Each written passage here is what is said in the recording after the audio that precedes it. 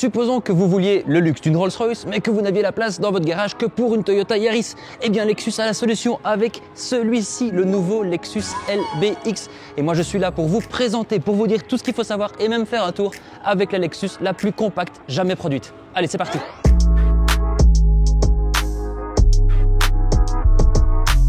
Chez Lexus, la stratégie de nomination des véhicules, elle est un petit peu étrange. Il n'y a pas de Lexus 1, 2 ou 3, il y a simplement la Lexus UX, RZ et RX et d'autres modèles. Et maintenant, il y a le nouveau LBX.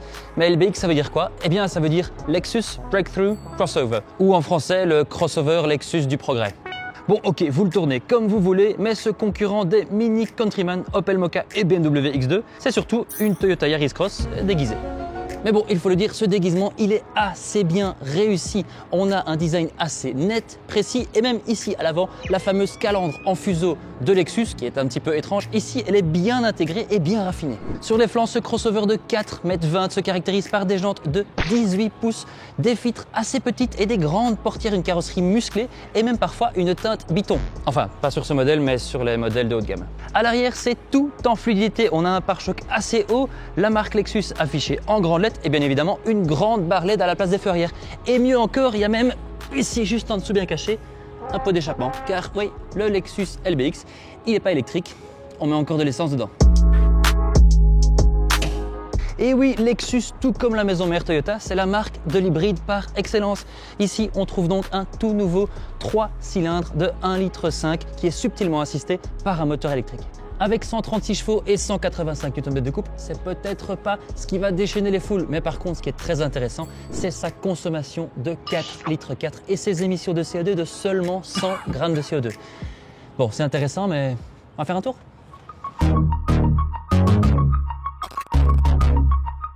Alors oui, 136 chevaux, 3 cylindres et 1,5 litre. Ça peut paraître un petit peu léger, mais c'est là qu'est la magie de Lexus parce que le système hybride fonctionne assez bien et la réactivité est présente. Et surtout, le LBX, il est assez léger, il fait seulement 1,2 tonne.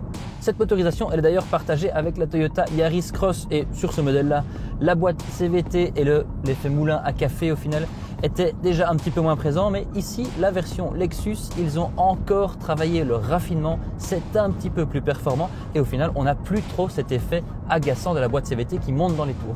La plateforme et le châssis sont d'ailleurs aussi partagés avec la Toyota, mais Lexus augmente l'empattement de 20 mm et augmente aussi les voies. Et ça leur donne une bonne base pour améliorer le raffinement. Et ça marche assez bien. L'isolation phonique est très bien travaillée, particulièrement sur les modèles haut de gamme qui ont un vitrage feuilleté.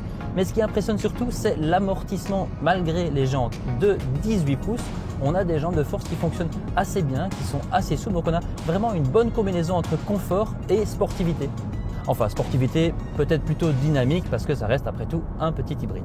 Mais le plus important avec un hybride, c'est bien évidemment la consommation. Et ici, l'hybridation, elle marche super bien. Le système Lexus marche vraiment bien. On a une consommation moyenne affichée ici de 4,7 litres.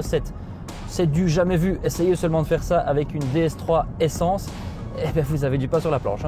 Au final, le LBX se comporte avec un peu plus de raffinement que sa sœur de chez Toyota, tout comme, disons, une A3 le fait par rapport à une Golf. Mais c'est surtout dans l'habitacle qu'on voit la plus grande différence. À l'intérieur, Lexus veut apporter un petit peu du luxe de sa LS dans sa plus petite voiture. On trouve donc toute une série de matériaux nobres avec notamment du beau cuir et des petits inserts de bois. On trouve un tableau de bord assez bien fini et aussi on a la partie numérique. Ici devant nous, il y a le système d'infodivertissement qui passe à travers une dalle tactile de 12,3 pouces. Mais plus important encore, c'est que par rapport à la LS, ce système-ci, il fonctionne.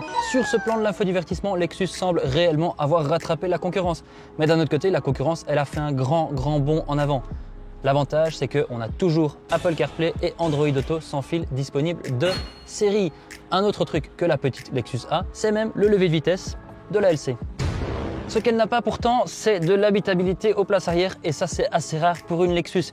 Ici, franchement, la garde-toit est moyenne, si pas correct, mais ce qui va surtout pas, c'est l'espace aux jambes qui est extrêmement ridicule. Bon, je suis d'accord que je suis grand, mais là, c'est vraiment tout petit. Lexus nous dit pourtant qu'ils ont relevé la banquette, comme ça les passagers arrière peuvent mieux voir devant et ça réduit les maladies. C'est bien, mais il faut pas qu'ils aient de jambes. Bref, on va voir le coffre. Et enfin, on arrive au coffre. Et là, il y a un petit truc quand même assez étrange parce que lors de la présentation du LBX, Lexus nous parlait d'un volume de coffre de 332 litres. Et maintenant, il en fait 402. Mais peu importe la taille qu'on prend, le coffre du LBX, il reste un petit peu plus petit que la concurrence et surtout, son seuil de chargement est un petit peu plus haut. Et aussi, la qualité des matériaux ici à l'intérieur, elle n'est pas fameuse. Au final, votre chien, il ne pourra pas profiter du luxe de l'avant. Avec un prix d'entrée de gamme de 33 500 € qui monte jusqu'à 39 700 € pour le haut de gamme, le LBX il vise clairement à complètement scalper la concurrence. Mais le plus important, c'est de savoir s'il vaut réellement 6 000 € de plus que la Toyota Corolla Cross. Et ouais, ça vaut cher l'image de marque. Lexus ne le cache pas, ce LBX, ça va être un modèle de volume, celui qui va se vendre. Et c'est logique parce qu'en plus, c'est son modèle le moins cher. Mais bon marché, ça ne veut pas spécialement dire low cost. Et ici, il y a vraiment la qualité et le confort. Maintenant, le tout est de savoir si les citadins branchés vont réussir à lâcher leur Mini pour celle-ci. Merci d'avoir regardé cette vidéo. N'hésitez pas à nous dire ce que vous pensez du Lexus LBX dans les commentaires et pourquoi pas vous abonner à la chaîne pour découvrir toutes les autres vidéos. Nous, on se voit dans la prochaine. Salut!